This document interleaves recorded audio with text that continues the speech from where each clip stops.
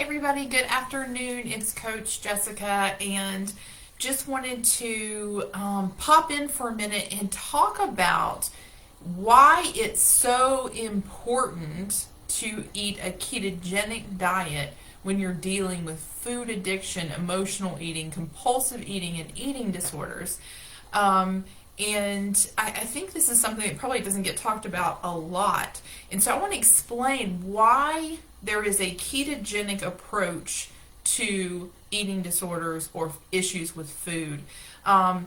Most of you know my history. I had this long history from just early childhood, first documented at age 4, to 41 years old of eating disorders, and that included anorexia, bulimia, compulsive overeating, emotional eating, binge eating disorder. My weight at one point was 115, at another point it was 309. And throughout my history, I sought all kinds of help. I was in many eating disorder hospitals, 6 altogether, inpatient, and then many other outpatient programs, dozens, definitely over 30. But there was something that was always missing. So in that time that I was in the hospital, or I was in therapy, I was exposed to some really good concepts that could potentially help me with overcoming my eating issues. The problem for me was I could hear the idea, I could be exposed to it, but I could never use it. I could never apply it to me. I just didn't have the ability to do that. I would say, well, that's a good concept, but it's too hard for me. That's not something I can use. My eating disorder is more powerful than I am, and I'm unable to take this concept and make it a part of my life. And so the reason it's so important for me to carry a torch for keto, for eating disorders, is that that's what changed for me. I had decades of therapy, decades of hospitalization, but it wasn't until I discovered a ketogenic diet that I was able to work through my issues and actually use any of that therapy. And so I want to explain why, and why it's so important to incorporate a ketogenic lifestyle into your healing, and how those two things work together. I am almost 48 years old, and I grew up in a time where fat was bad.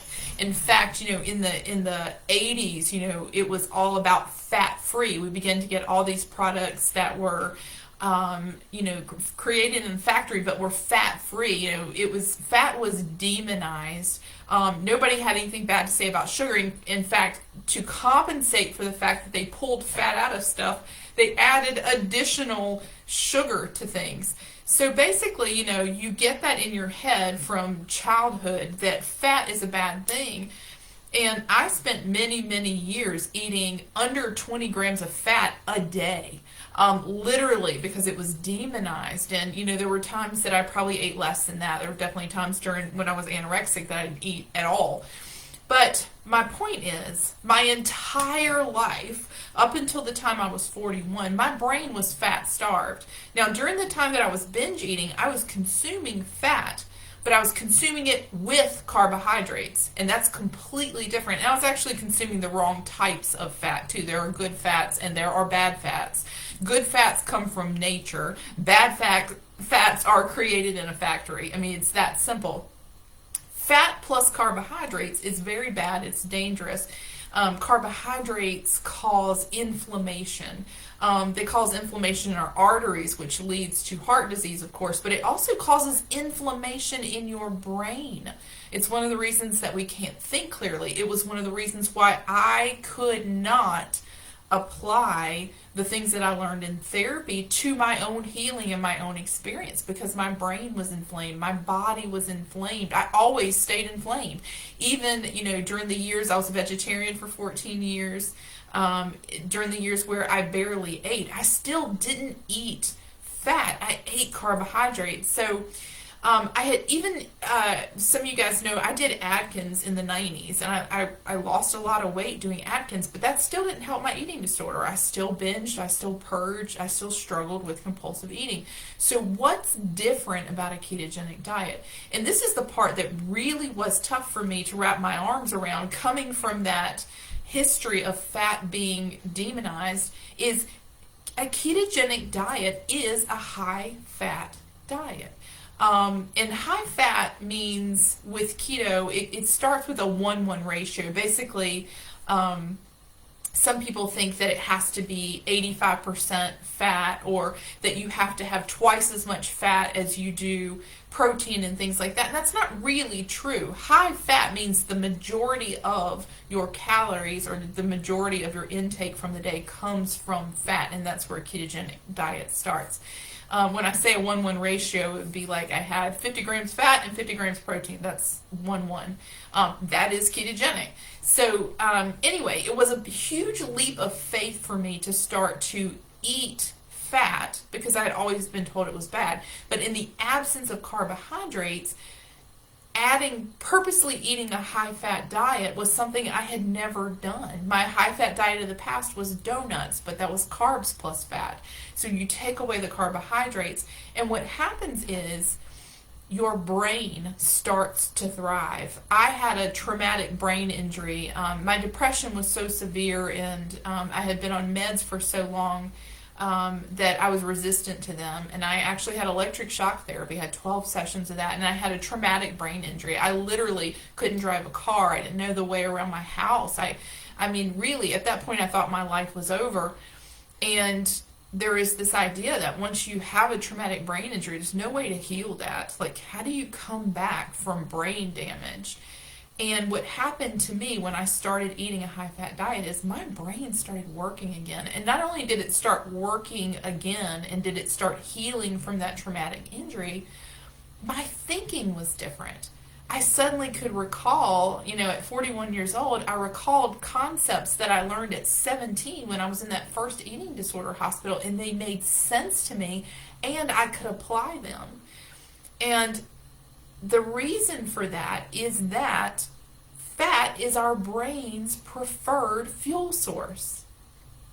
I don't know if you know this, but in fact, every baby is born in ketosis. And in fact, as long as we are breastfed, we remain in ketosis. So it is our natural state, it is our default state. And if you think about our history, long history, not short history, that's what we ate. We ate animals, we ate meat, and we ate fat. And that's what we did for hundreds of years. And that was normal. So what we've been doing here in the last 50, 60 years is what's not normal. So really, ketosis is our preferred fuel. What's really cool is we're metabolically flexible, so we can have alternate fuel in using carbohydrates for fuel, but it's not the ideal fuel. So tying it all together, when we have food addiction, when we have compulsive eating, emotional eating, eating disorders, and I'm going to go more into detail on that tomorrow, but when we have any of those conditions, we have a condition where we need for our brain to work at a higher level. And while, yes, you can use carbohydrates to fuel, it can work, it will work. You can see there are people around you that use that to fuel. For us, we need healing, and we need a higher level of brain activity. When your body burns fat, the byproduct of that fat is ketone production. And when you produce ketones, our brain just lights up and thrives. And it's basically, it's like doing low-grade fuel at the gas pump versus high-grade fuel. The other reason that it's so important and so good to follow a ketogenic lifestyle when you're trying to heal your eating disorder or disordered eating patterns is that fat keeps you full for a really long time. When you eat something that's very nourishing and filling, and your body is physically satisfied, you don't then need to eat for a while. It takes your focus off of food, and you can actually put your focus onto living. The more that we can be fully satisfied with the meal, the longer we can go before we need to eat again. And our body, during that time in between meals, our insulin is at rest. We are burning our body fat. And because we are burning that body fat, our ketones are going up and our brain is working well. And we have energy and we are thriving. So ultimately, I believe, in my experience in working with hundreds of people for over 10,000 hours of coaching time, is that this is the best possible way to eat. Are there other ways? Yes. Are there other ways to lose weight? Yes. Are there better ways? I don't believe it. Are there better ways to heal from your eating disorder? I'm going to say no way, because I tried every other way. I've been to every program. I went through everything. And ultimately, what's healing is eating a ketogenic diet. And then I'm able to think clearly, have the mental wherewithal to be able to process good therapy and good stuff, good information, and apply it to my life. If I can be exposed to all the great tools to heal my eating disorder in the world, but if I can't apply them to me, they're meaningless. And that's really what my story was. I couldn't apply those things to me. It really took my brain operating on a higher level, because it was fueled by ketones, for me to be able to put those things in place and actually work them in my life. So my approach to this as a coach, as a nutritionist, and as someone who's certified in cognitive behavioral therapy for eating disorders, is you have to have both. You can't just have the cognitive behavioral therapy. You can't just have the ketogenic diet. It by itself won't heal you. It won't fix things. You have to have both. And that, I just want to explain why I take this approach and why it's so meaningful to me. And again, over the years, I've seen so many people get well and stay well living life this way. So that's the nutrition piece.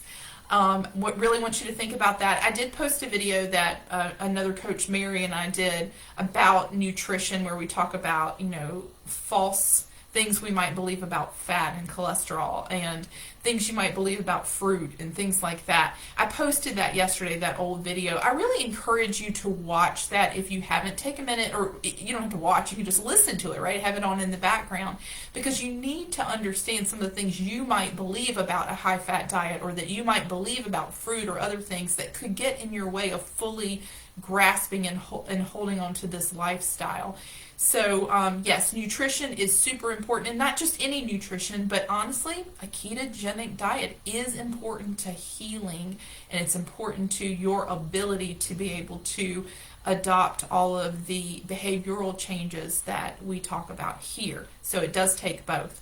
Hope that makes sense. Glad to share it with you. And again, tomorrow I'll be talking about breaking down and discovering and identifying what your specific eating issue is, and then looking at what patterns you might have. So hope you all have a great day. It is 78 degrees here in Southern Virginia, which is really amazing. I hope this is not a trick. I hope it stays like this and spring's on the way, because that just does something great for the mood.